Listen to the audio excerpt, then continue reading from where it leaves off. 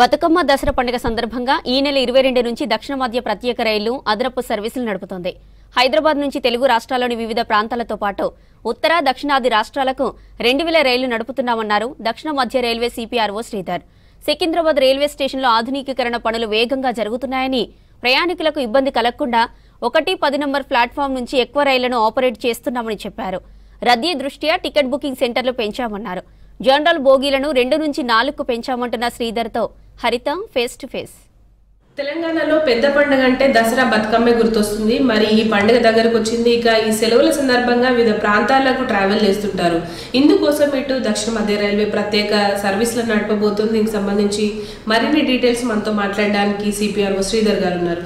Sir చెప్పండి, తెలంగాణలో చాలా గ్రాండ్గా చేసుకునే ఫెస్టివల్ అంటే బతుకమ్మ దసరా. ఈ పండుగ కోసం ఎన్ని ట్రైన్స్ ఆపరేట్ చేయబోతున్నారు? ఏ రూట్లో డిమాండ్ ఉంది?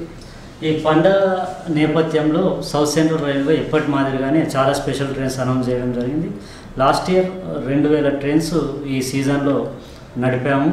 దసరా, బతుకమ్మ, దీపావళి, ఛట్ పూజ, నార్త్ ఇండియన్స్ చేసుకునే ఛట్ పూజ. అలాగే ఇప్పటివరకు ఈ పండుగని పురస్కరించుకొని 2000 ట్రైన్లు ఆల్రెడీ అనౌన్స్ చేయడం జరిగింది. ఇంకా చాలా ట్రైన్స్ మేము ప్లాన్ చేస్తూ ఉన్నాం. చాలా డిమాండ్ ఉంది, అన్ని వైపుల డిమాండ్ ఉంది. తెలంగాణకు సంబంధించి సికింద్రాబాద్, కాచిగూడ, నాంపల్లి ఈ స్టేషన్స్ నుంచి మనకి ముఖ్యంగా నార్త్ ఇండియాలో బీహార్ వైపు, బెంగాల్ వైపు ఎక్కువ పెద్ద మొత్తంలో డిమాండ్ ఉంటుంది. కాబట్టి అక్కడ దానాపూర్, బక్సర్, సాంత్రాగాచి, గౌహటి వీటికి స్పెషల్ ట్రైన్స్ వేయడం జరిగింది.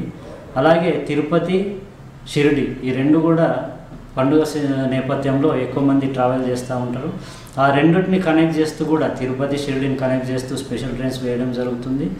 అలాగే జంట నగరాల నుంచి కూడా అటు షిరిడి వైపు అలాగే తిరుపతి వైపు కూడా ట్రైన్స్ వేసాము. అంతేకాకుండా తెలంగాణలోని అన్ని ప్రాంతాలకి కనెక్ట్ అయ్యే విధంగా అటు north India, west India, Bombay వైపు, అలాగే బెంగళూరు వైపు, మదురై, చెన్నై ఇటువైపు కూడా ట్రైన్స్ వేసాము. విశాఖపట్నం, అనకాపల్లి ఇటువైపు కూడా కోస్టల్ ఆంధ్ర వైపు కూడా స్పెషల్ ట్రైన్స్ వేయడం జరుగుతుంది. ఓకే సార్, తెలంగాణ వ్యాప్తంగా పాసింగ్ త్రూ ట్రైన్స్ కావచ్చు, వేటికి ఎక్కువ డిమాండ్ ఉంది? ప్రస్తుతం ఇటు వందే భారత్ కూడా కొత్త స్టాపేజెస్ స్టార్ట్ చేశారు కదా, డిమాండ్ ఎట్లా ఉంది? డిమాండ్ ఎప్పటి మాదిరిగానే చాలా పెద్ద మొత్తంలో డిమాండ్ ఉంది. నార్త్ ఇండియాకి, సౌత్ ఇండియాకి ఇంపార్టెంట్ ట్రైన్స్ అన్నిట్లో కూడా వెయిట్ లిస్ట్, చాలా వెయిట్ లిస్ట్ వస్తూ ఉంది. అంటే తెలంగాణ ఎక్స్ప్రెస్ కావచ్చు, ఫలక్నుమా ఎక్స్ప్రెస్ కావచ్చు, ఇటు బెంగళూరు వెళ్ళే బెంగళూరు ఎక్స్ప్రెస్ వాటికి సంబంధించి. సో ఇంపార్టెంట్ ట్రైన్స్ అన్నీ కూడా ఫుల్ ఉన్నాయి. చాలా ట్రైన్స్లో అదనపు కోచులు యాడ్ చేయడం జరుగుతుంది. అంతేకాకుండా ఈ మధ్య కాలంలో చాలా చోట్ల డిమాండ్ ఉండడం వల్ల ఇంతకుముందు చాలా చోట్ల ట్రైన్ హాల్ట్స్ను రిమూవ్ చేయడం జరిగింది. అప్పుడు జీరో బేస్డ్ టైం టేబుల్ అని చేసిన ప్రక్రియలో భాగంగా ఇప్పుడు దాదాపు 137 అలాంటి హాల్ట్స్ని పునః ప్రారంభించాము ఈ మధ్య. అంతేకాకుండా వందే భారత్ ట్రైన్స్లో కూడా డిమాండ్ దృష్టిలో పెట్టుకొని నాగ్పూర్, సికింద్రాబాద్ వందే భారత్ ట్రైన్లో మంచిర్యాల్లో మరియు కాగజ్ నగర్లో కూడా హాల్ట్స్ ఇవ్వడం జరిగింది. ఇలా అంటే అదనపు బోగీలు, అదనపు హాల్ట్లు, అలాగే దాదాపు 2000కు పైగా స్పెషల్ ట్రైన్స్ వేయడం జరుగుతూ ఉంది ఈ పండుగ నేపథ్యంలో. ఓకే సార్, అంటే జనరల్గా ఈ ఫెస్టివల్ సీజన్లో క్రౌడ్ ఎక్కువగా వస్తుంటారు. అందులోనూ జనరల్ బోగీలు ఎక్కే వాళ్ళు ఎక్కువ ఉంటారు, అన్రిజర్వ్డ్ ప్యాసింజర్స్. వాళ్ళ కోసం బోగీలను ఏమైనా పెంచే అవకాశం ఉందా? ఏ ట్రైన్లలో ఎక్కువ డిమాండ్ వస్తుంది? జనరల్ బోగీకి సంబంధించి కూడా ఈ పండుగ సీజన్లో ఎక్కువ మొత్తంలో ప్రయాణికులు అంటే లాంగ్ డిస్టెన్స్ వెళ్ళి బీహార్, యూపీ అలా మిగతా సౌత్ ఇండియాలో కూడా ఎక్కువ మొత్తంలో జనరల్ టికెట్ హోల్డర్స్ ఎక్కువ ఉండడం వల్ల చాలా ట్రైన్స్లో కూడా జనరల్ బోగీస్ యాడ్ చేస్తూ ఉన్నాము. యాజ్ ఏ పాలసీ డెసిషన్ కూడా ఎల్హెచ్బి ట్రైన్స్లో, నాన్ ప్రీమియం ట్రైన్స్లో అన్నిట్లో కూడా 4 బోగీలు జనరల్ బోగీస్, ఇంతకుముందు 2 ఉండేవి, 4 కూడా దాదాపు మెజారిటీ ఆఫ్ ఎల్హెచ్బి ట్రైన్స్లో కూడా 4 బోగీస్ జోడించడం జరిగింది. సో దీనివల్ల వాళ్ళకు కూడా ఉపయోగకరంగా ఉంటుంది.